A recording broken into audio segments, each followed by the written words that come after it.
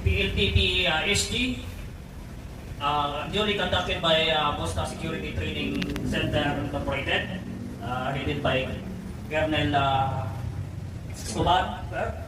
I hereby declare open effective this day, May 19, 2026. Good luck sa inyo mga kapatid.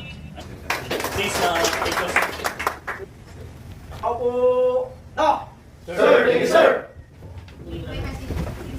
Okay, meron tayo ngayon opening ng ating pre-licensing training program sa ating mga bagong ka-59, no? Kaya sa walang budget diyan, TNPL ito, train now pay later. So, pwede kayong pumasyal dito sa opisina sa 33A Main Avenue, Barangay Socorro, Quezon City, Bosta Security Training Center.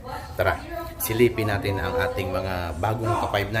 Security personnel as well as students ay matututo kung ano yung tamang kailangan ipaalam sa inyo. What are the necessary informations, knowledge and skill pertaining to the duty for being a security personnel. Sila ang ating kakampi at sila ang ating kaakibat.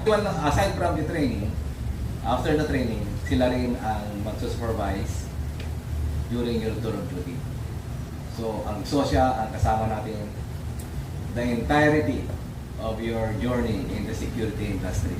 That people from the Enforcement Management Division will help us so that they can be able to share with you the procedures on matters pertaining to the regulations and other necessary matters pertaining to the operations of the private security.